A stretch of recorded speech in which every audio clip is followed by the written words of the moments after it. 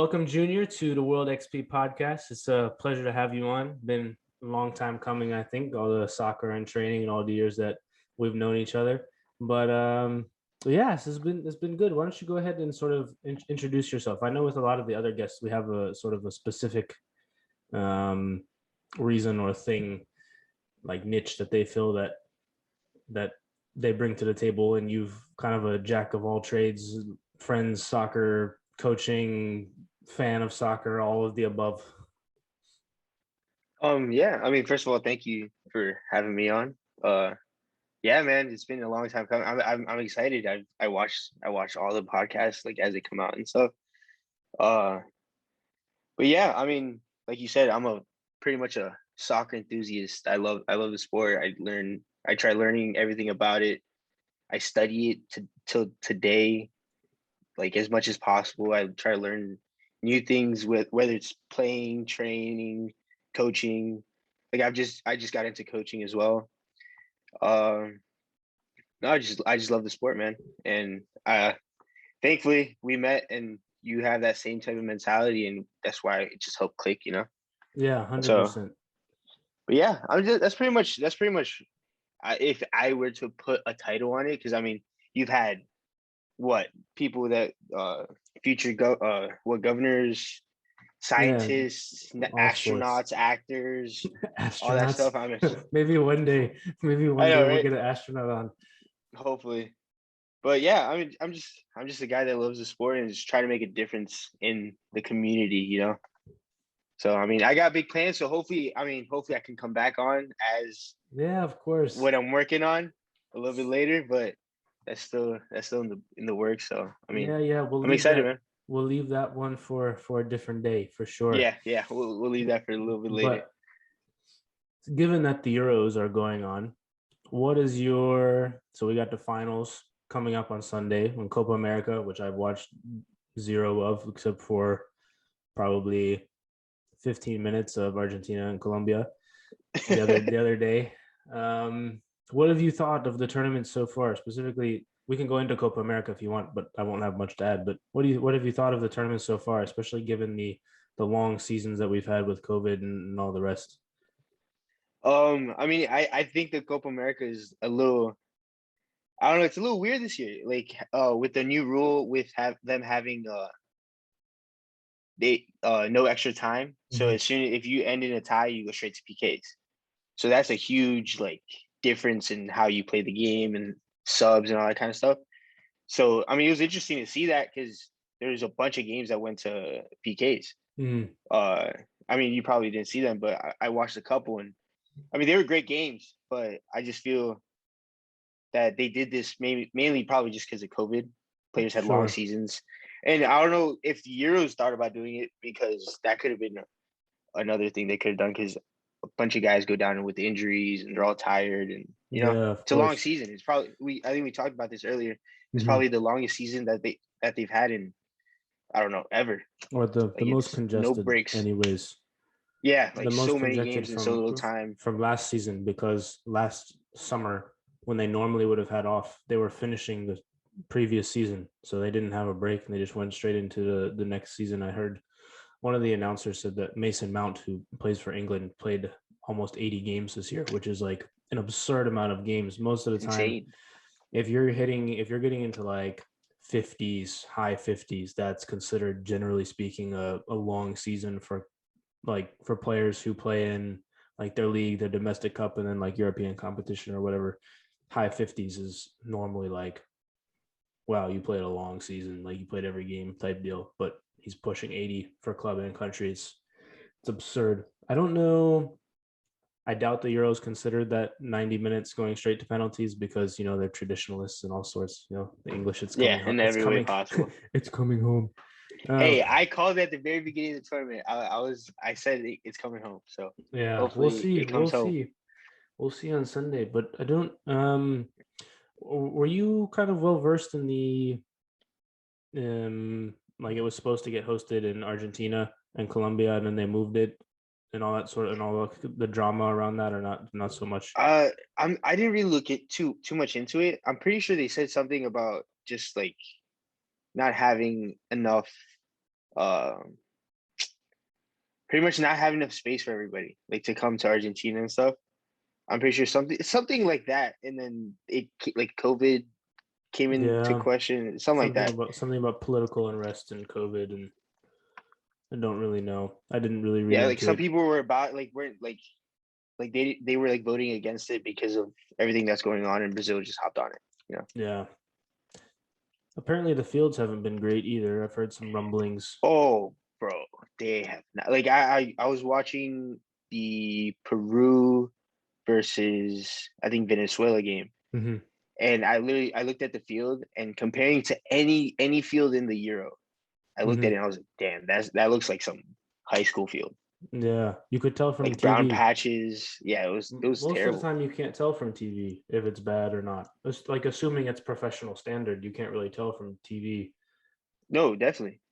But like this one, you could just see clearly brown patches everywhere, just the grass, like different level, like grass Mm-hmm. lengths. You could get it's bad. It's bad.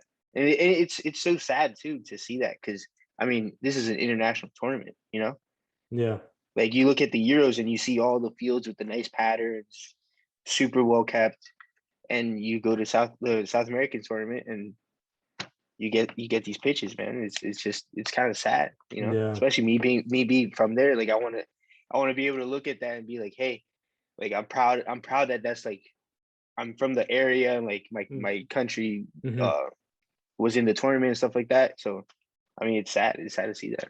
Well, at least your country is in a tournament. The U.S. is sending a U-23 squad to ours, so so I mean, hey, like I agree with it though. Let's get the youth in there, you know, get them some experience and give our guys a break. Pulisic, I mean, I'm sure he's played a bunch. yeah. Des has played a lot too over there in Barcelona. McKenny, McKenny, Yunus Musa, Gio Reyna, all Gio those Reyna as guys. well. Yeah, I was more being facetious. I agree with the roster decision that the coach made, but it just stinks that like the amount of games that they're being asked to play at that level in the name of like with all the UEFA stuff that went on and the Super League stuff that went on a couple months ago. It's just like for what? Like people, the fans are fine with what's there. The clubs, aside from those like 12 or whatever, we're fine with what's there, at least from my understanding.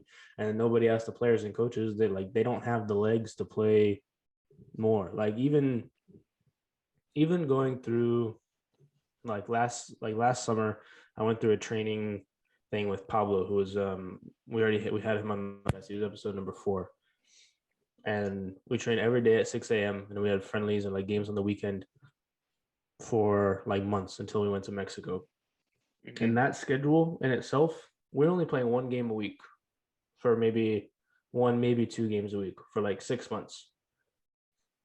And then we had a bunch of time off. To ask them to play 3 games a week at the highest level is just, it's not sustainable at all. You're going to see people get injured. Like I don't know what the cause of Christian Eriksen's cardiac arrest was, but like you'll see more of that, I would think, to the absolute. It's just like it's not sustainable, and nobody thought to ask them. I don't know. Yeah, I mean, I don't know. I don't know what they were thinking. Like I feel like everything's so money driven now. Like, how can you think like somebody that runs so much during a game, like any position, obviously other than goalkeeper, but any Mm-hmm. other position, you're moving, you're Mm-hmm. covering distance, and to do that at a high level, I really don't I really don't think people really grasp how difficult that is. Yeah. Like these guys are world class athletes moving at like extreme pace and moving constantly running long distances, and they have to do that over and over again throughout months of the Mm-hmm. season. Nah, no shot. No. Well, that's the thing. Mm-mm. These owners that are pushing this, and even to a certain extent, UEFA with their own new revamped Champions League format, that they're like, oh, it's less bad than the other one that the owners said. It's like, but like they don't. they don't take into consideration the players at all. They're just like, oh, how can we put another game in here so we can sell more jerseys and sell more tickets and sell more this and sell more that. And what really sucks is like if you want your club to be successful, especially those I don't know, like top 8, like your Bayerns, your Barcelonas, your Real Madrids, Manchester United's, not that they're doing very well at the moment, but historically speaking, Yeah. you need nobody's going to be able, like, they're going to have to pick one league or one competition and like focus on it. Like they're not going to be able to be that successful that they were. At least Like the trebles yeah. won't be a thing anymore. They won't happen because nobody's going to have the money to buy 3 teams of players that can compete in all competitions, except for like you look at Liverpool this year. They won the year before, they won the league. They didn't win the Champions League. They were competing. It takes 2 injuries for them, to Van Dijk and to who was the other one that got hurt? Joe Gomez. Both their center backs. Joe Gomez. Yeah, Yeah. both their center backs derails their season. Oh, completely. So it's like, how do you expect clubs to be successful when they're playing more games than they're already like than is already sustainable? And the other thing that I don't think people don't understand is like when you jump up from like a Sunday league or like a college club level or whatever, or even like D3 college, because you can sub all the time. Like when you jump up to the next level and you're running like 7 to 10 miles a game for not like 90 minutes plus the 50-50 battles, you're like, it's physical contact and all that sort of stuff, and you're cutting and moving. Eventually your joints are going to break down. Like the move is so much more movement than you think. And then up here as well, if you're not on mentally, you go into a tackle wrong or something unlucky happens because you're not concentrating or you're not fully focused because you're tired because you've played 3 games that week. Another injuries there. It's just like, it's not sustainable. No, there's no shot. 90 minutes. People don't understand 90-minute long games. Like you're not like each player is expected to play a full 90 minutes. Like everybody's expected to play a full 90 minutes. Nobody goes into a game saying, "Oh, I'm gonna get subbed off." You know what I mean? Yeah. They sub you off depending on how you're doing, how you're feeling, and stuff like that. Sometimes, yeah, you do get subbed off because of being tired and stuff. But that's like when it's obvious, you know. Most of the time, it's either you're injured or it's a tactical change. Exactly. When that starting 11, unless it's before the game, hey, you're only going 60 minutes today because you're coming back from an injury, or like you're expected to go full 90. And it's not like, oh, after 75 minutes, I'm kind of tired, so I'm going to walk around. It's like, no, in the 92nd minute, you're making that like 50-yard sprint down the line to chase somebody down or like make an overlapping run. Built different, man. These dudes built different, bro. Yeah, man. Nutty. Yeah, it's trust me, it's a whole different level, man. It's something people can't. I mean, it's like that for every sport.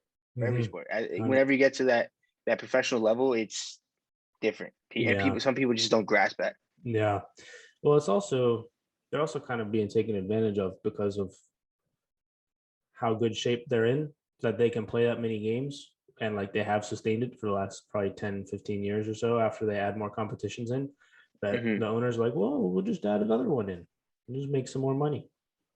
Like, no. Just keep that's the beauty of it. Like having trebles. Like I never understood that whole the English treble that City got that one year. What is it? The Carabao Cup, the Capital One Cup, it was a FA Cup, the league, and the Carabao Cup. Yeah. Like why? What's the Carabao Cup? Why do they have that? There's no need for that. Like just keep it simple. Keep it down to the 3. Like each league has like 3 cups, don't they? Yeah. So they have 2. They have 2. They have the league and they have like the League Cup. Yeah. So the Carabao Cup in England is in the fall, and then the FA Cup starts in the winter and goes through the spring. So just adding another league pretty much to their schedule. I don't know. Doesn't make any sense. Well, it doesn't make any sense. It was like historically it was called the League Cup, and I don't know what the like historical significance of it, but it's been around for a while. It wasn't something that was added in like recently for that purpose. Like it's a traditional, like the League Cup and the FA Cup have both been around for a while. I think Mm-hmm. the FA Cup was their open cup where like non-league Yeah. teams can go Mm-hmm. in, and then the League Cup was like the one where it's boiled down to just teams that are professional. But I don't really know. I don't know the history. Somebody's gonna watch this and Google it and be like, "Oh, Eric, you're an idiot." I'll be like, yeah, Yeah, probably. pretty much. But No, that's but fine. I mean, like Spanish, the Spanish league has the Copa del Rey, Mm-hmm. which is pretty much their FA Cup, Mm-hmm. Yeah, like an open cup. yeah, And I and mean, I like that. I like how it's like in Spain, if you win the treble, it's the league, Copa del Rey, Champions League. yep, Yeah. yeah. So that's why people who are saying City's treble didn't count as a treble. Well, Yeah, yeah, that was not even close. The no, treble because it's is not the only with Champions the League. Champions League. It Mm-hmm. has to be a Champions League. There's no Hundred shot. percent. 100%. Nah. Well, Germany's the same way, and they play less games. So they only have 18 teams in their top flight. So they play 34 games instead of 38, and they get a Yep. winter break. So they have all of January off, or most of January off during the transfer window. And then they've got the Deutsche Pokal, which is their Copa del Rey or FA Cup, is the same, set up the same. But the way that they do it is better. That's why when Klopp's first season after he got the Champions League final with Dortmund and won the league with Dortmund, his first season at Liverpool, he was like, "Why is there no winter break? All my players are tired." No, that's nuts because it's what's it called? Isn't January nuts for Premier League teams? Yeah, because that's when the Carabao Cup is coming to its closing stages. The FA Cup is started, and they're still playing in the league. So they have, and if they're playing Champions League, well, Champions League is off then, but yeah, so they'll have The Champions League comes back like the beginning of that next month, though. in February, around Yeah. February. Remember all the Yep. memes about like, oh, you know what I'm doing, spending my Valentine's Day Yeah, watching watching like the Champions League. quarterfinals. Yeah, Yeah. it's like Yeah. the round of 16, I think, or something like that. Yeah. Usually it's like Um, February 14th. yeah, yeah, all the memes. Good times. Oh, I remember the Barcelona PSG one was like, babe, do you like Barcelona? Like, have you ever been to Barcelona? She's like, no. Have you ever been to Paris? She's like, no. She's like, we're gonna watch both on Thursday. Some shit like Yeah, that. we're gonna go visit both places, have a romantic dinner in a stadium. Uh, yeah, in the stadium. Yeah. The other thing that's wacky about how soccer is going now is like, if you're not ready for a professional, like to play professional by the time you're like 17, 18, then you're kind of just like pushed off to the side, at least for the like the top flight teams. Like Oh, for sure. if you're not in those academy systems by the time you're like 12, 13, and they like don't know who you are, it's kind of a wrap. Even here in the US, like for somebody who's played in like who just played in college to try and make it pro, the chance of you getting signed by an MLS team, I feel like is very low, unless you're like all American, like top um, college player. When in reality, there's tons of USL teams where, like, if you really think about it, like the level between a D1 college team and like a USL one team, for example, is not that different, Mm-mm. if at all. So, like, you see guys that, for me at least, the last couple of years, I paid a little bit of attention to the MLS Super Draft just to see like Mm-hmm. which names were on the board and stuff, and like for what level, like who was going where. And there would be like the top guys would go get drafted, and then you kind of don't hear. It's not the same as the NFL or NBA, where it's like you spend one season at Kentucky or Duke, and then you go become Zion Williamson or Jason Tatum. It's like they kind of just disappear into the MLS somewhere, and then you see other guys that sign with like a USL team or something like that, and they're playing pro, but then like the chance to go elsewhere. It's like if you're playing in the US and USL, you're kind of stuck unless you really push to go somewhere else. Unless you're like unless you're like insane and have like a Yeah. great season and like pop off. But Yeah. I mean, I think that just goes to the whole like how the US soccer system is just not where it needs to be right now. You know? Yeah. Like there's no like starting with something as simple as like the relegation system. Mm-hmm. With the MLS not having relegation system, there's just no there's no like real competition, like There's there's no no like incentive. teams fighting. Yeah, there's no incentive. There's no There's no teams like incentive fighting to stay to up. Yep, there's no incentive to develop players to like even in Europe, right? You would see the other point I was going to make about pushing to Europe is like you can go to like a lower league team in like Sweden or something, and like that's fine. Like most like once you get to like second, third division in some of those countries, it's like it's not that different. Mm-hmm. Um, but for the promotion relegation standpoint, it's like a lot of these teams make money off developing players and selling them to bigger clubs so they can stay in whatever league they're in, and so there's no incentive to develop young talent in the US really.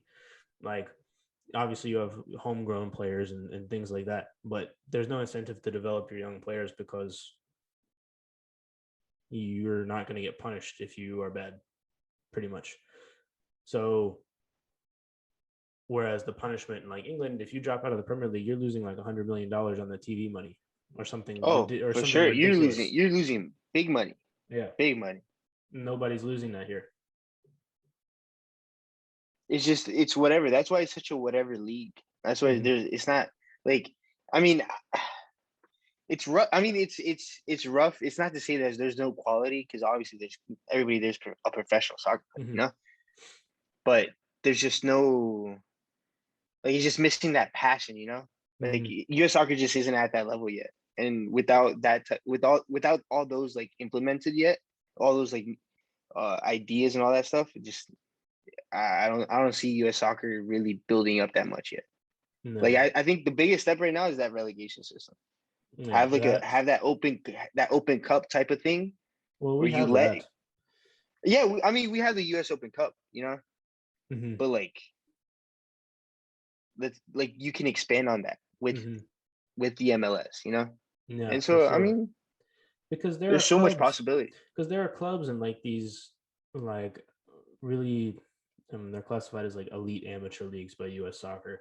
Like There's Los clubs, Toros. yeah, there's clubs that have been around for like 30, 40 years in these amateur leagues that are not too far, like USL2, I think they call it path to pro, so it's not technically professional yet.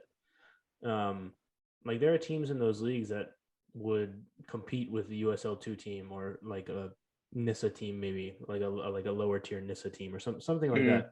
But there's no chance. There's no chance to like make your way up the ladder at all. You're kind of just stuck, and so not that it gets boring, but at a certain point, it's like, well, we're just here unless like especially for individual players, like you're just here unless you want to do other things. Like there would be a lot more potential to like to create a pipeline for like young players to get into to have more opportunities to become professional if that was the case, because if you developed a team and you promoted them a couple of divisions, then maybe a couple of the guys start getting looks from different teams, and then you like whatever happens, and then if one of them happens to be good and they command some sort of decent transfer fee, you can invest all that money back into the club and kind of go from there. But there's no, it's a non-starter right now because that doesn't exist here.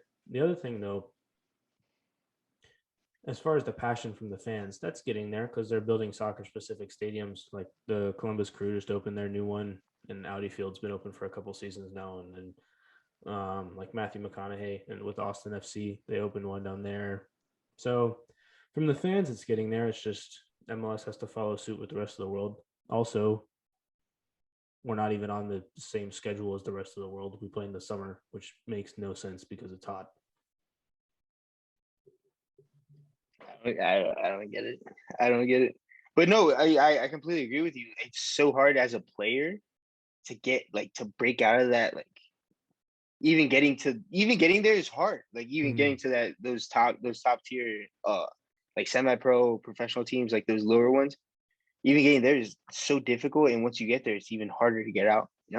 Yeah. Like you said, like it's not worth it. It's not worth it at the end of the day. It's not worth leaving a job that's very stable Mm-hmm. to pursue something that it's like close, like pretty close to almost not impossible, but very rarely will you make it out of that system Yeah. if you make it there. Yeah. And it'll be like a 1 year contract. with no Yeah, you'll get guarantees like a of MLS 1 year anything. contract. Not or USL or whatever. You get Yeah, hurt and then that's the end of it. It's like, and you just nah, find some 17-year-old that's ready to go, ready to play. yeah, exactly. So, but they also have to be good enough. The other thing is, well, I keep saying the other thing, but though it's just I don't know, but it makes sense from a business perspective. It's like, why would they give a contract to somebody who Mike is like late 20s or whatever, hasn't really played, when they could give it to some 17-year-old coming to, like some local 17-year-old that they don't have to pay as much, and he can run forever, and he's got like value in terms of potential. Mm-hmm.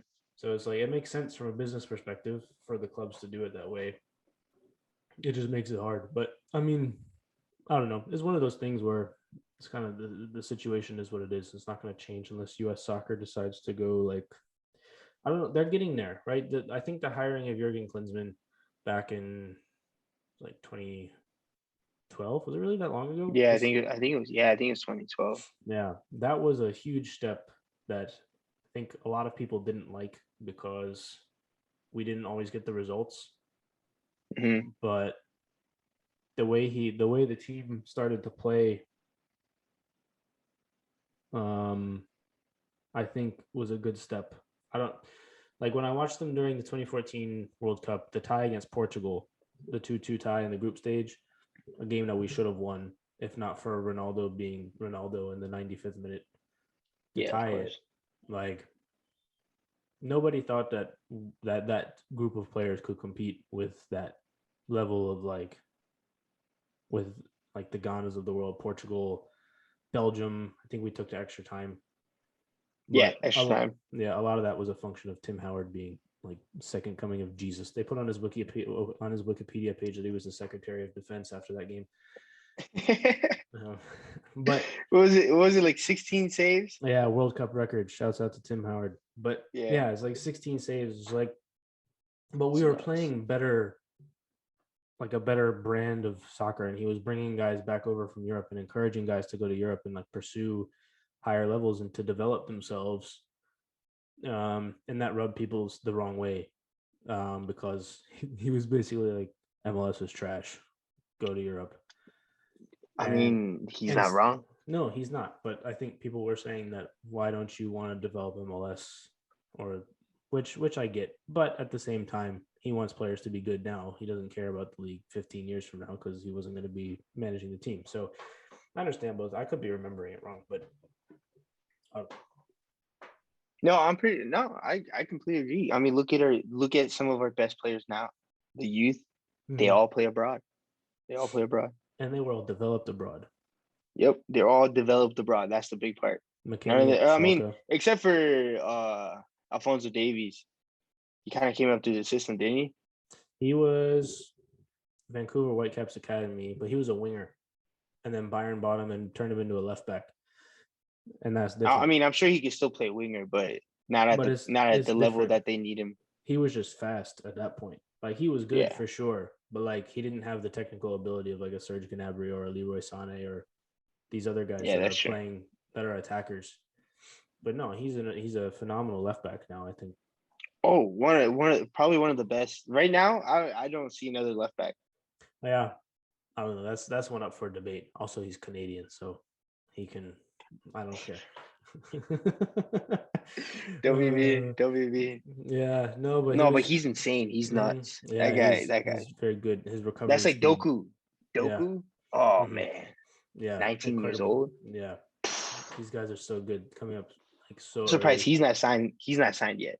Um, I read the other day actually that Liverpool, that Klopp wanted him to be the Really? eventual replacement for Sadio Mane, but he chose to go to from Anderlecht to Rennes, where he is now.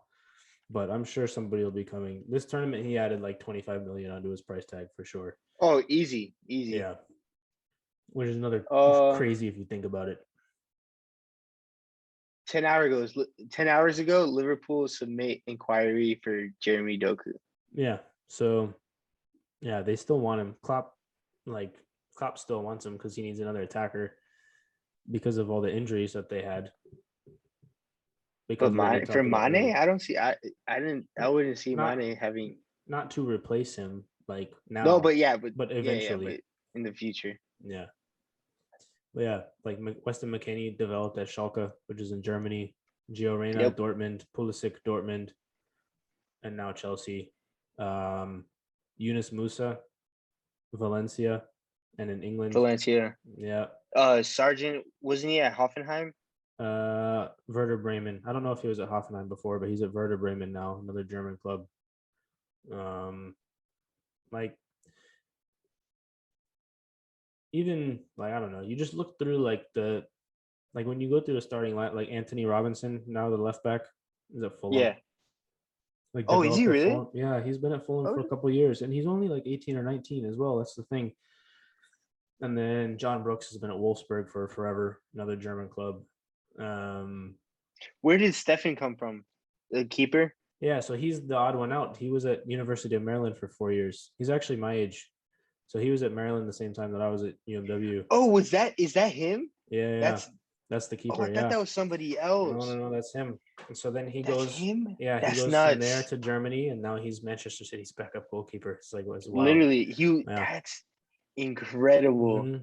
Yeah, I remember that was when they were like ranked number 1 in the nation and everything. Yeah.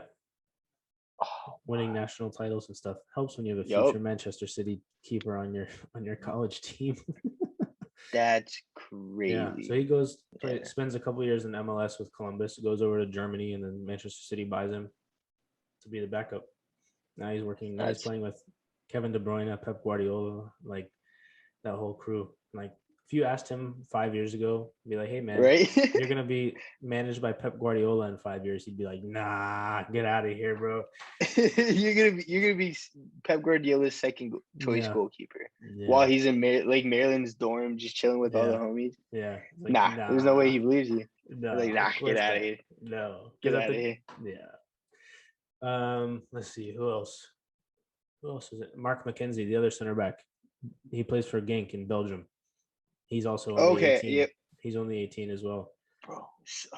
And then there's a right back that plays for Roma. Reynolds, I think his name is. And then Chris Richards plays for Bayern. He got loaned out to Hoffenheim this year. All teenagers. All teenagers. And you know what the other thing is? Half of those guys are from the FC Dallas Academy. So clearly they're doing something right. Down there in Dallas. I think McKennie's from Dallas. Chris Richards is from Dallas. Reynolds is from Dallas. And I think one of the other ones is from Dallas as well. So clearly they're doing something right. The rest of the league should take a page out of their book, trying to figure it out. But like wouldn't you like to see Pulisic playing for DC United and Reyna playing for LA Galaxy? No. You know what I mean? Like, I mean, wouldn't wouldn't it be nice to see your guys playing? I mean, I'm saying hypothetically, if teams are that high quality as the same quality as Chelsea and all that stuff. Yeah, of course. Wouldn't you like to see that here? You'd want all the teams to be that good here, but the other thing is like there's some like the bell curve to I forgot what it's called, something law, where it's like 10, like the top 10% of whatever that profession is produces like the majority of like 80% of the highest quality stuff or whatever. It's like you're like that quality like peak. There's only so many players that will get to that point. Mm-hmm. And so that's why it'll stay in Europe. It's not like Europe is not gonna like come like MLS is not gonna rise up to meet Europe. Like Europe, like there's gonna have to be like a give or take, just like the talent pool. Generally speaking, like there's like you're not going to have a second Leo like Messi show up at DC United. No, of course not. But I mean, I just think in general, like, why wouldn't this next generation, like the Griffin Yaos, the Kevin Paredes, why wouldn't more of them start coming out and make all these teams quality teams? You know, well, like, why they'll just go to Europe? No, see, but that's why it's a pyramid, though. You gotta keep them here. Well, that's the point. If Champions League included American clubs, then it might be different. But make your own Champions League. Make your own Champions League. Or we have one. I mean, the CONCACAF Champions League. Yeah, the CONCACAF Champions League. Yeah, but nobody cares. But invest in it. You know what I mean? Get those young players like that are gonna be those future stars, get them in there, you know? I don't disagree. Also, shout out to Kevin Paredes and Moses. They were on the podcast. Go check out that episode. Shameless plug. Anyways, well, that's why it's a pyramid, though. Like that's the pyramid is the Champions League is the tip of the pyramid Mhm. in terms of club. Like you're not going to make your own pyramid. It's not going to be as as good. Oh no, of Like course not. Of course not. like But we hey, think about a DC United versus I don't know, like a Chivas DC United versus like a Chivas CONCACAF Champions League final. That what happened and last you year. put and you got some young Atlanta, US stars playing yeah. for the U for DC United, you know what I mean? No, that would be That's ideal. You'd nuts. want like I think the peak for MLS teams is kind of like an Ajax type role where they're a selling club. Like they have really good players, but they're a selling club. You know, Mm-hmm. nobody in MLS is going to reach a Manchester City or a Manchester United in terms of what they can pay their players, in terms of the competitions they offer, the coaching they offer, the exposure, all that stuff. But like an Ajax, where you are known for developing really good talent, you always have a talented team. You play like in an attractive way. That's, in my opinion, what the aim should be, because then that filters into the national team. And Oh, for sure. even if those guys aren't playing MLS, they were developed through MLS academies, which Mm-hmm. is the goal, right? I think that's the goal at the end of the day. And that itself will bring that quality of just the average player so far Yeah, it'll bring like it up. higher than it is now. Yeah, And that because and overall that's the goal. You Mhm, want to bring everybody's quality up, not mhm, just like bring those star players. You want to bring everybody's quality up, so that just brings the whole league's quality up, you know? mhm. Yeah. So I mean, and there's that's possible, you know, with all these kids coming out of academies and stuff, all Mhm, these young guys. They mhm, you look at some 13, 14, like that the other weekend when I went to the Briarwoods alumni game, mhm. man, these kids nuts, seniors. Like I was looking up to them, like, yo, what are they feeding you? Like I was in awe. Like six Yeah. foot two, 6'3", just built like grown men are Yeah. 17 years old, Yeah. you know? Like there's so much talent here. Mhm. There's so many kids growing. Yeah, definitely. I think the other thing is they have to get the right guidance from like supporting figures and that sort of thing. I Yep. think you and I both know plenty of people that had opportunities to go to Europe or different places, and it didn't work out because of an immaturity or something like that, and they're kind of floundering now. And that sucks, right? When you hear those stories, it's like the talent was all there, the rest of it was not. Like different extenuating circumstances, family issues, whatever the case may be. So it's important to have that support structure as well. Um, because when you're 16 or 17, like you don't know how to like it's the same thing with it's the same thing with college loans. It's like you're gonna ask a 17-year-old to make a decision to go $200,000 in debt to go to school. It's like they don't know what they're doing. It's like it's the same thing with signing a professional contract. It's like they don't know what they're reading. Like they can read the words on the page, but they don't know what it actually means. So there's got to be like, but unfortunately, people will always try and take advantage of people because that's just human nature. People are dicks. That's No, of course. part of And I mean, life. I think that's exactly where the whole uh like kids just vanishing after the draft and stuff Mm-hmm. like that. That's where that comes in because that's what happens. Like kids come out of the draft and they'll sign something, and next thing you know, the coach leaves or so like something just doesn't go the way they're supposed to, and now Mm-hmm. you're out of luck, and Yeah. it's so unfortunate because those kids that had those dreams and were right there on the brink of it just got just got screwed Mm-hmm. over Yeah. something so minuscule, you know. Yeah. Or like a coach says he's going to sign you next transfer window. Coach gets fired. New coach doesn't want to bring you in. You're like, and you're sitting on the couch, like, well, now what? It's like when you're 18, that's hard. It's like to the mentality to be like, all right, go find the next opportunity is not like handling rejection period is difficult. But for people that are still like just developing, like mentally, like their brain is still developing, like without a support structure around you, it's like it's so easy to just go through a downward spiral, like go into whatever bad habits like you want to throw out there, and it's not good. So not that we're losing like more people, more talent than other countries to that sort of thing, but just generally for youth, like in this situation as a whole, I think it's something that probably needs to get like, I don't know. It's not, you can't throw a global like blanket policy on that to fix that. It's got to be with like the individual and their support system and like coaches, like their youth coaches around them and different mentors and stuff like that. But I don't know. Oh no, for sure. Like there's so much that goes into it, and people really don't understand that because I feel like when you look at the best players in the world now over there in Europe and the ones in South America, the Messis, the Neymars, the Kanes, I mean, I feel like it's mainly I mean, I wouldn't say everybody because some of the younger ones came up, had that like support system and stuff.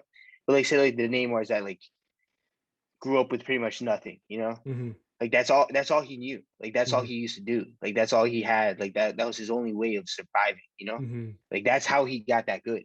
Like Mm-hmm. that's all he would like that's it. It was just soccer. Like his life, Yeah. it was just soccer, soccer, soccer, soccer. Eat, Yep.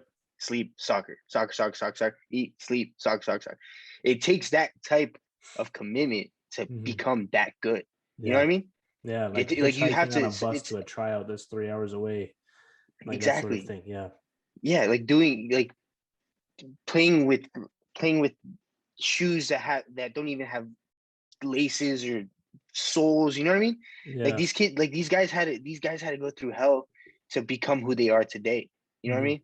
And that's I mean, thankfully, I mean, I never missed a meal. Always had a roof over my head, Mm-hmm. and I thank my parents because they gave me everything I ever needed. Mm-hmm. And so it's such a different mentality looking at it. Like those guys are who they are because of those struggles. Like Yeah. they got that touch because they were out there playing on the street with no shoes, with a ball that was made of like plastic. Plastic. Yeah. Plastic bags all rolled together or whatever. Yeah, exactly. And like that's where they learned how to play. Mm-hmm. I learned how to play at Ida Lee on a perfectly cut grass field with some the new Adidas Predator Power Swears. Mm-hmm. That's completely different. And so like to expect that type of talent to come out of the US is hard. I mean, everybody obviously has a struggles here in the US as well. Mm-hmm. But like I don't know. You know what I It's mean? It just different. takes a different type of life experience to Yeah. bring that out. Yeah, for sure. And if you don't learn that struggle, like the other thing is you don't learn that struggle.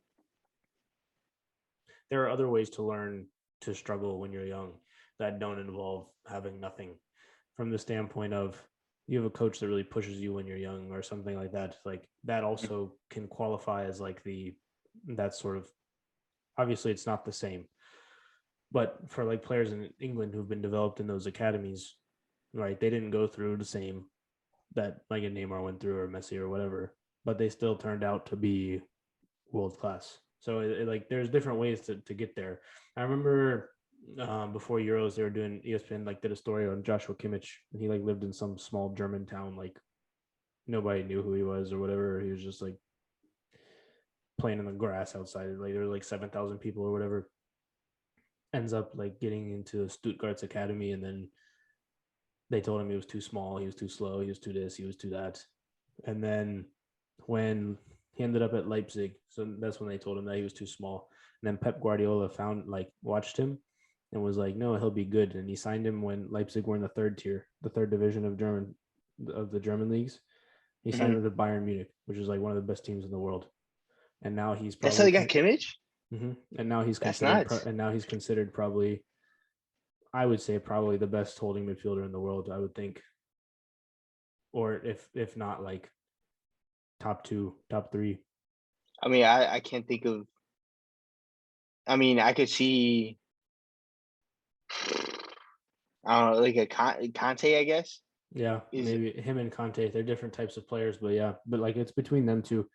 I would say like as somebody Nah, to yeah, I can't think of like a true six because I mean Mhm. Conte's not a true six. He's just like a destroyer type. Yeah, I mean, prime Busquets, but now, nah, no no, shot, no shot, no, not even and close. even Busquets and Kimmich are different players. I think Kimmich would fit if you put Kimmich into those Barcelona teams. I don't think there would be that much difference because he's so smart in how he plays the game and he can Oh, dictate. for sure. That's what. Yeah, Yeah, exactly. That's what I'm saying. Like those two, like they're smart enough to be able to play in mm-hmm. any type of system. But Yeah. I feel like Kimmich is more versatile Oh, for sure. than because like Busquets isn't going to be able to play in any type of system. No. Kimmich will play in any system. Yeah, and he's got the athleticism and the pace to play fullback and like all that other stuff, and he can dictate Oh, the tempo of a game, which is incredible to think about. Like, there's no one. He played center back some for Pep when he was at Bayern. he did. Yeah, he did. He Mm-hmm. did. He did. Yeah, he's a player that I don't know. I try and model some of my own game after him, but he's joy to watch. Honestly, how he plays the game, and I he's can see got that. I can see a lot of Kimmich in yeah, your style. You know, yeah I can the definitely the see that. right back to center mid transition type Is deal. no, yo, isn't that weird that Yeah, usually right backs are really good set or sixes are really good right backs? yeah, it was Look like at look at us. Look at only us. like You're the six. certain type of right back though. Like the ones who are like converted wingers, not so much. Oh It's no, for sure. Yeah. yeah, Yeah, yeah. it's a Yeah, certain yeah. type of player. Um, where are we going with this?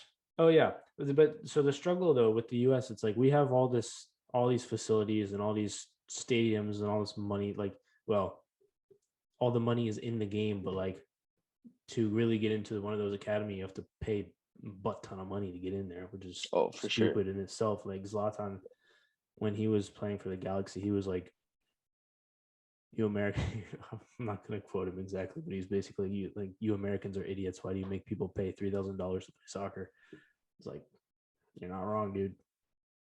No, I mean it's true. Like, and even then, when you do pay for that, I mean, I'm not saying everybody, but like the people that are in charge, sometimes those people don't like have a clue. Like, you know what I mean? Like they learned everything from a book or something. Yeah. And that's so much different. Like it's different learning from a book than learning from experience and like Mm-hmm. from actually like doing stuff. Like just because you read a book doesn't mean you're gonna be a good coach, you know? Yeah. No, for sure. And even if you're a good player, doesn't mean you're going to be a good coach. I heard a story of like Thierry Yep. Henry. He was managing Monaco when they were really bad, like 2 years ago, Oh, it was and terrible. in training, Terrible. a story came out that he was in training and he was trying to show the strikers how to do like I don't remember exactly what it was, but they were struggling to do it, and he like took the ball and he was like, "No, just do it like this," and he like did it perfectly, and he couldn't understand like why they weren't able to be as good as he was. It's like, dude, you were like one of the best strikers of all time, and you're expecting Yeah. like even though they're professional, it's like, no, just do this exactly this, and he does the thing. It's like, they're like, coach, we can't do that. Nah, no, that definitely. I think that it takes a different type of mind to be a Mm-hmm. coach and after being a player and stuff. Yeah, have to be like a student of the game, like you were saying Oh, earlier. for Always, sure. always watching, always like figuring out different things. Gary Neville said that about his brother Phil when he was managing the women's national team for England, and now he's Hmm. obviously Inter Miami's coach. But he was saying like because they both managed, and Gary, so they both were right backs in the Premier League. Gary for Manchester United and Phil for Manchester United, and then for Everton. Um, they both managed. Gary was not great. He was at Valencia. They were horrible. Yeah, And he that did and not he go was too well like, for him. and he said on TV. So he's a pundit now, basically a commentator. And he was like, I enjoy being a commentator because I don't have to eat, like sleep, breathe this game the way that Phil does. He's like, I'll be at dinner with him and he'll be like, oh, what do you think about this formation or like trying this thing out? And like, it's like, dude, do you talk about anything else? It's like, no, he doesn't. Like, those are the types of people that like become great coaches. Bro, tell me why that makes me so happy Mm. because I'm literally over here with my girl. I know this is just Sunday league, but I'm over here eating like dinner with my girl, and I'm just like, what do you? Like, who do you think should start in the midfield this weekend? You know what I mean? I'm just like, I literally just asked her yesterday some random question. I think it was about one of our wingers. I was like, who do you think should start as like because we're going 3-back this week, by the way. We're going 3-back. So I was like, who do you think should like start for like our like right and left wing backs? And then we just got into a whole conversation about the team and stuff. Yeah. It's I feel bad for her because she has to deal with all this. That's so funny. That's so funny that you say that though, because I didn't know that story. Yeah. But no, it's true, man. Like I'm literally constantly thinking. Like I know it's something like it's just Sunday league and stuff, but like, man, like I'm always like, hey, like thinking like, oh, what if I did this with like this guy, or like what if I switched over here? Yeah, but you also have aspirations to do different things with that. Like you would rather coach somewhere else other than Sunday league. It's not like, you know, like you're Oh, not for just sure. like you're not just sitting there like, oh, I'm good here. Because if you were sitting there like that, then you wouldn't be thinking about it all the time.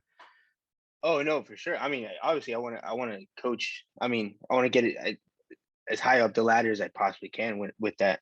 But I mean, I have to start somewhere, you know. So I mean, as long as my main focus is just build those right foundations right now, and just keep building on top of that. Yeah, for sure. So get into some good habits as of now, even like with you guys and stuff, get into some good habits so that when I start moving up and start like working on some higher stuff, it's just natural, you know? Yeah. Because I mean, this is hard. This is not easy. It's not easy managing a team, managing players. You know, it gets hectic because you gotta think about like you gotta think about each person individually every single time you talk to them. You know, you gotta think about like how somebody's gonna react, or how he's gonna react to how I talk to him this way. You know what I mean? Yeah. He takes instructions this way, like, or he takes motivation a different type of way. Like you have to learn your guys. You have to learn everything about them and like how to approach them the best way. You know, on and off the field. Yeah. Because like you said, with Pablo, what he said or I believe you said it, is how you like how he kind of combines that mental and physical game to how you approach the sport. And I mean, I think that's huge. I think that's humongous. You need everybody to be on the same page mentally, you know, because that's when stuff starts to break down. If you're not on the same page mentally on the field, you're not gonna be on the same page. There's no shot. Yeah, for sure. And that's why you see teams on paper don't do as well as they should. It's all those like little mental things or like different styles not meshing, etc. Also, though, the other thing about living and breathing the game is like when you're training, like when you're with a team that has practices and like training sessions, you're always thinking about what are you going to do next training session? What are you going to do next training session? What do we need to work on from the last game? What does the next team have that we need to counter? Or like, what does the next team have that we can exploit? And like structure everything that you're doing around all of that all of the time. And it just never ends until the season's over. And you have a week to do that. Yep. Yeah. Sometimes not even. Changes. Yeah, sometimes not even. You have a couple days. Yeah, you have to go into the cup game. You have to learn you have to watch games on them. You have to learn about the formation. Like you said, you have to learn everything about them to know how you have to approach the game. And then you have to figure out your whole approach. And then you have to communicate it to the team and make sure that they understand how to approach the game. It's different with Sunday league people. It's different. Oh, definitely it's different. These guys are not always no offense to any of our teammates that are going to listen to this at all. We love you all. I love you guys. I appreciate you guys. You guys are awesome. Yeah. Barack, I need you to score. Good luck with that. Oh man. But yeah, but it's fun. It's fun. It's, especially having you guys, because I feel like with the different group of guys, it might be a little bit different. Just because I know you guys and I know how you guys work, especially with you and Barack and stuff. Because like you, I don't even think of myself or Brendan as like really coaches. We're just kind of like helping you guys, because that's our job, is just help find the best way for you guys to approach the game and to find the best way for you guys to win. Yeah, well, losing isn't fun, so yeah, of course I'd rather win. Exactly. So time. Yeah, and and that's on you guys. Because I don't expect you guys to win. I just know that you guys expect yourselves to win. You know what I mean? Yeah. I know all you guys hold yourselves to a certain standard. So I mean that's if anything, that's one less thing I have to worry about. I don't have to get you guys up for a game. You know what I mean? I know you guys are gonna come and you mean business. So I mean, that helps a lot. But I'm sure with other teams, there's struggles with that. You know, having to motivate your guys and stuff like that. Obviously, it's hard to get the guys. You know what I mean? We've had that problem getting guys to like dinner, fucking practices and stuff like that. But when it comes to game day, I mean, everybody's down to business. But I mean, once we expand, you know, coming later, coming soon, for sure. The other thing, that mentality is definitely going to change. Yeah, one sidebar to the coaching thing is with all the licenses and stuff. Like, I feel like for you and me sometimes too, I'm like, why do I have to get a license? Like, I know I could probably coach, but then at the same time, there's so many nut jobs that would be like, well, I can coach. And like, no, you can't. So to your point about reading a book and not being able to coach, I think the license process does a good job of kind of weeding out the people that really know nothing. Whereas like Jenna, for instance, her volleyball coach in college didn't play at all. He learned through reading and watching. And his teams win national championships. So it's definitely possible for sure. I watched it happen with her coach.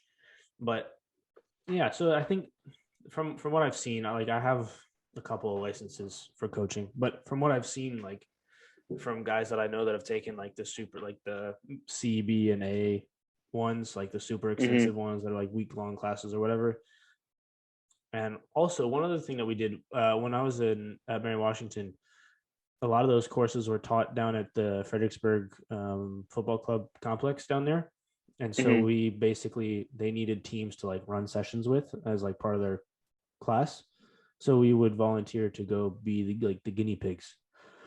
So that's cool. Yeah. So we got to do a lot of sessions with like coaches that went, well, I don't know. They were going for like their B and C licenses usually, which is like college level or like semi-pro level or like low professional level. I think. I don't know if B is sufficient for USL. Anyways, we got to go through their sessions, and like a lot of the evaluators and stuff, they would ask us like how we felt about different things. Obviously, we weren't the highest quality teams. It was the club team, Mary Washington, but it was cool to run through some of those sessions and just see like what the coaches were learning and how to coach and what sort of like sessions they would run, how they progressed the session from like a smaller drill and then implemented it into a game like situation to work on a certain like, okay, that like we're going to work on third man combinations. So we're going to do a passing drill that kind of simulates that. And then we're going to do possession where you get a point if you execute it properly. And then we're going to move to a game where like it's encouraged, like the way they set up the game is encouraged that you do that skill that they went through the practice with. And that was cool. And I was like, you know what, just like I was encouraged when I was going through those sessions. So I don't know what that says about U.S. soccer as a whole. No idea. It's just my perspective on like we did it like 3 or 4 times, and there was like 5 or 6 coaches at each one. So like about those 15 coaches, I thought they did well. I like some better than others, but I don't know. Yeah, no, I mean that's awesome to hear. If anything, but I mean I think I didn't mean it that way to like. Where like, oh, just because you read a book doesn't mean you're a coach. I mean, I just meant like that it goes. There's so much more to it that like makes it so difficult to become one of the good ones. And I mean, for me, a good coach is just a coach that makes a difference with their players. You know, like they don't have to make them big, like better or anything like that. Just somebody that makes a difference that helps them out. Because I mean, that's what a coach is at the end of the day. Somebody that unluckily. Yeah, exactly. Yeah. I mean, not even at the youth level. I mean, I would have wished my college coaches. Don't win. Yeah. Well, if college and professional, if you don't win, you're fired usually. That is true. But I mean, this guy wasn't. I mean, I'm talking from personal experience, of course. I mean, this guy wasn't winning and still treated his guys not bad, but just unfairly. Mm-hmm. It's just I don't know. I definitely have like I have hope for the future coaches like myself, of course. I mean, Mm-hmm. hopefully one day, but like the whole like how it's viewed from like old school perspective, because it's hard to pass like go from generation to generation. Like they Oh, all of have their own course. styles, and the U.S. obviously has their own style of play from the past generations. And Mm-hmm. thankfully, it's developed, and we're so far beyond the MLS from like the early 2000s. Yeah.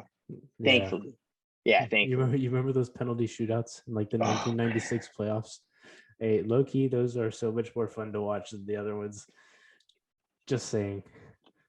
it was that was nuts. That was For absolutely those nuts. It was listening super or fun to watching, watch. yeah, for those It was listening or super fun to watching watch. that don't know, instead of a normal soccer penalty, they would take the ball from half field and they would have like 5 seconds to dribble like half the field and then shoot on the goalkeeper. And it was like a hockey penalty, but Yeah, it was a yeah, it was a hockey penalty yeah, shootout on yeah, the soccer field. yeah. And I remember I think I saw like it was like highlights of those, Mm-hmm. and at one like mid in the middle of it, in the middle of the video, I guess some guy like thought he was like, hey, let me be smart and let me just chip him as soon as he comes out. Mm-hmm. And everybody lost their mind. Everybody lost their out. Like everybody was like the keeper like put his hand up and was like, what? Like what? That doesn't count. That doesn't count.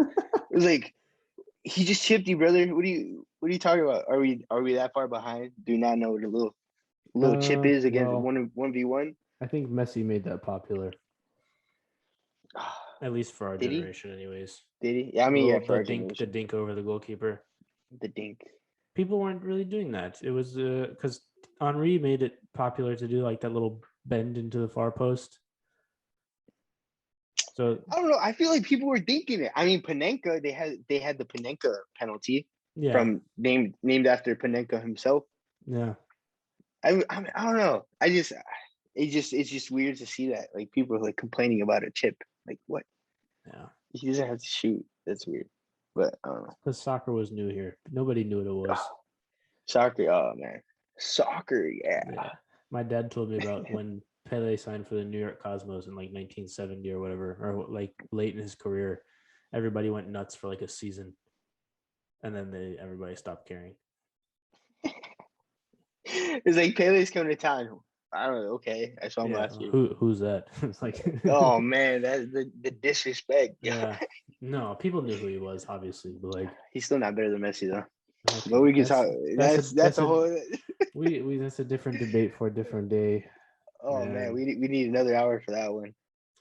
I mean, yeah, Messi is he's an alien dude. I don't know, like So okay, just to touch it, like just to poke yeah, it real quick. yeah, we'll poke it It's and then just we'll go all the way into it, because that's how we can't stop talking about soccer. So I mean, like it just baffles me. Like I get Ronaldo's like all-time goal scorer and all that kind of stuff, but I promise you, this is how I explain it to people, like for mhm, in layman's terms, mhm, to the simpletons of the world. I'm sorry, that's me. But nah, I would say go to YouTube mhm. and look up like any season or any Champions League in general. Look up all of Messi's Champions League goals and all of Messi's or all of Ronaldo's Champions League goals, and just watch both videos. I promise you, you're gonna fall asleep during Ronaldo's video. I've fallen asleep. I I don't swear to know you, I've fallen about asleep that. watching it. It's all tap-ins, brother. It's all tap-ins and PKs. The man was just a tap-in box Oh, from stop inside it. the 6 yard box. Oh, He stop had a it. couple bangers. I'm not gonna Oh, lie. stop it. It's Ronaldo. That's He's the not. great. Ronaldo is the greatest nine to ever play this game. Simple as that. Simple as that. He's not He's the even a greatest nine nine. to ever play this game. Insane goal scorer, greatest goal scorer of all time. I would even. I kind of hesitate. I kind of I don't take that back a know. little bit. But greatest nine to ever play the game. He's Until not even. Ronaldo scores 91 goals in a calendar year, he's not the greatest goal scorer of all time, in my opinion. 91 goals in a calendar year. I don't. I don't know. I don't know you. And then for the rest of the time, he had at least 35 plus goals. So did Ronaldo. Yeah, but Ronaldo didn't score 91 in the calendar year. Before people think that I'm a Ronaldo fanboy because I'm defending him, I'm not. I would take Messi over Ronaldo. However, I don't think that you give him enough credit. The man is an absolute machine, and he scores more than tap-ins. The bike when he was playing for Madrid against Juve, unreal. Unreal. No, the absolute athleticism to get there. Look, here's the thing, right? This is how I make the comparison. When I watch Messi play, he does things that I wouldn't even think to like think were possible. Like, not only would I not think to try it, I wouldn't even think to try it. Whereas with Ronaldo, I'm like, if I was like as athletic as him, maybe I could do some of that stuff. And that's where, for me, the difference lies. It's like Messi is from another planet. Like this, like how he gets in and out of spaces, like the goal against Bilbao in the Copa del Rey final, the goal against Getafe in like 2006, I think it was. Yep. All those, it's like you don't think that, like, you watch, like when you're watching it as a soccer player, you'll say, I would have done this in this situation. The things that he does, you're not like, oh, I would have done this or this. What he did was something entirely different. With Ronaldo, you're like, oh yeah, I would, like, that's what I would have done as well, like, type deal. It's the brain for me. Okay, that's more of a fair way to put it. Because I mean, I'm always the Messi fanboy. I know you and are. I'm not gonna knock. It's not that I don't respect Ronaldo. Obviously, the guy is the greatest nine to ever play this game. He's He's one of the greatest goal scorers to ever play this game. The guy's a machine. He's a self-built monster. You put him in the box, in the 18-yard box, and you give him the ball. He's gonna find a way to put it in the back of the net. Yep. He's gonna find a way, no matter what. He's gonna find a way to put it in the back of the net. Yep. But like you said, Messi just does stuff that just, like, that's why I don't understand how people like watch him and don't like think like, wow, that is the greatest player to ever play this game. Like, how did he just do that? Like, this nuts. Like, there's time. Like, the goal. Have you seen that goal against Betis? I think it was his hat trick goal. The Jordi Alba passes it back and he just hits it from the like top of the 18. Oh, the chip one. Chips it. Yeah.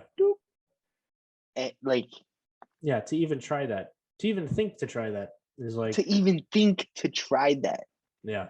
And it's not the first time he's tried it. He did it way back then in I want to say 2009 when they had the pink jerseys. They had these like all pink jerseys. Yeah. You remember that goal that he scored with his chest? Yeah. Pretty sure it was that year. Yeah. Do you remember the game against Real Madrid? I think it was the same season as the 5-0. It might have been in that game. I don't remember which game it was in, but he's got a super tight angle. Ball pops out from a corner. He's like kind of towards the end line, and he basically tries and just like lifts it with some bend into like over Casillas into the top corner that didn't go in. It was the 5-0. It was the 5-0. Yeah. If that had gone in, I'd like, that would have been probably one of the most audacious goals of all time, given the game that it was in, and then how they killed them for the rest of the game. I'm pretty sure that was in like the 5th minute too. Yeah, it was early. Yeah, it was real early. Were they winning? I think they were winning 1-0 when he did that. I don't remember. But was it? I thought it was still 0-0. For some reason, the 14th minute comes to mind, and I don't know why. That's funny because I was literally going to say 14 after that. That's weird that we remember that from a game 10 years. I mean, more than 10 years ago. What was it? 2010. You want to name any game from back then? No, I'll give you a rundown. I'll give you a rundown. It's not weird. Who did fouls? Who on Madrid got a red? It's not weird for me and you to remember it. It's going to be weird for people listening to be like, why the hell do they know that? Oh, for sure. For you especially, given like that you're a Barcelona fan. Like, I don't keep track of the games, like the Barcelona games like that. If you ask me about Dortmund games, I'll be like, hey man, remember that Champions League game against Zenit in 2016 where Aubameyang scored a curler? People would be like, what? I think I do remember that one. I thought you were gonna bring up the green hypervenoms. Was it the semifinal? Against Madrid? No, not against Madrid. That wasn't against Madrid. You guys beat another team. It was a white and blue striped team. Malaga. Was Malaga? Oh, that was the quarterfinal of the same year. Was that the quarterfinal of that year? Yeah, that was the same year. And then you guys smack Madrid right afterwards. Yeah. That Lewandowski scored. Lewa pullback goal is still one of my favorite goals of all time. Oh, 100%. Him for me, that's like that goal, I think. I don't know if it was that year or the year after when Bayern bought him, but when he scored that goal, I was like, yeah, there's no way we're keeping him for like more than another season. Just There's no shot. Man dropped 4 goals against Real Madrid in Champions League semifinal when he was like 24 years old. On their forehead. Yeah, and it was his like second season or third season in top flight football. He was playing in like the Polish third tier before Dortmund grabbed him. Nuts. Yeah. Nuts. Man's got Pepe and Ramos right in front of him, and he just pulls it back and upper 90. Yeah. Nuts. Crazy. And then, yeah, so that year, because we played Madrid in the group stage as well that year. And we beat them. Oh, you did? Yeah. We beat them and we tied them, I think. The second game was a 2-2 tie. And I remember watching that season, and Götze and Royce were like going off.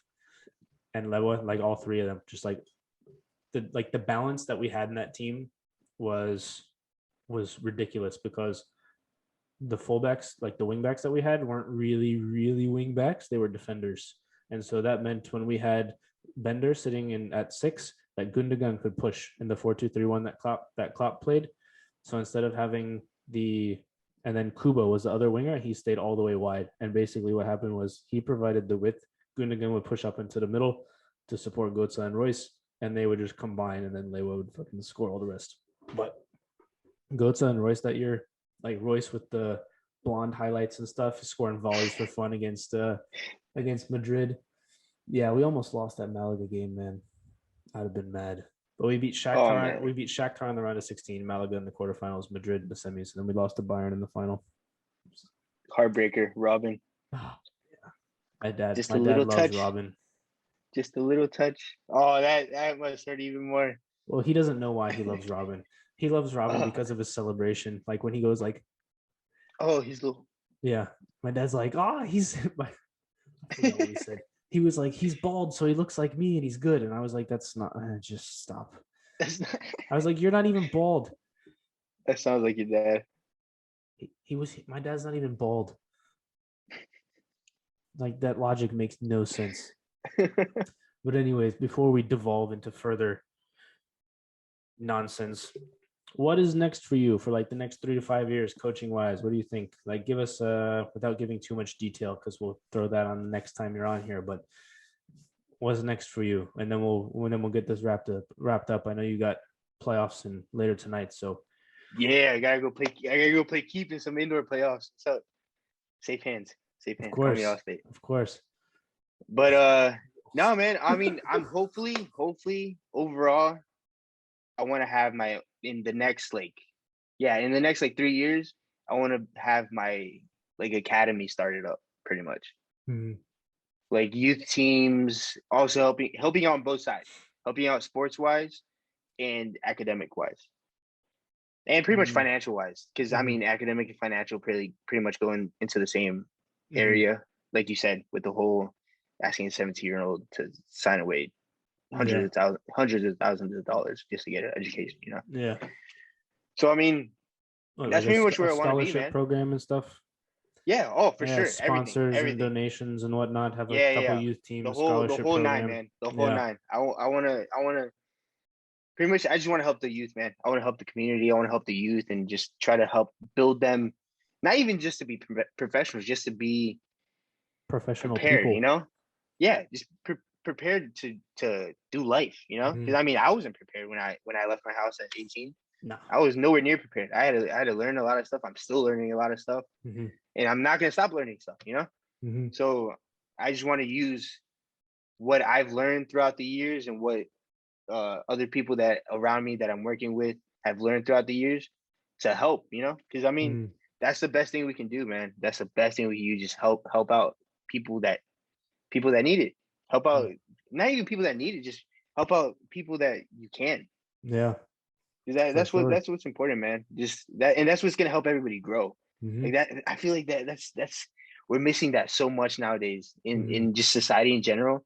Just the urge to help people, you know, like we don't help people enough. We like, and me myself, I until now I really haven't helped a lot of people too much, and not that it's not a bad thing that you're not helping people. Obviously, people have to deal with their own stuff, and you have to work on yourself and stuff like that.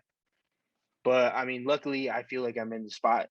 I'm in a good place to try to help others, Mhm. and I feel like I have the ability to do that as well, and Yeah. I'm gonna try to do that to the best of my ability. Yeah, for So sure. yeah, man. One thing I tell people in regards to the helping other people is like, if you can't help yourself, how are you going to help anybody else? So, like you said, it's definitely important to take care of yourself, and so you can be the best version of you to go forth and help other people. But yeah, man, if like one person helps, if every person helps one person, world would be a better place. But I think that's For sure. a great spot to wrap up. Hopefully, we'll get you back on soon. We'll stay tuned for the academy coming out. Where can we find you Yes, on social sir. media? Where can we find you on socials? Oh, you can follow me on JR_Vasman on Instagram, or VA United CF at VA United CF on Instagram. That's the squad. Go follow the Sounds squad. good. Yeah, You'll see my boy Eric down there too, repping it. we'll put those links in the description. But it was great to have you on. We will talk to you all next time. Bye, everybody. Hey, thank you guys. Thank you.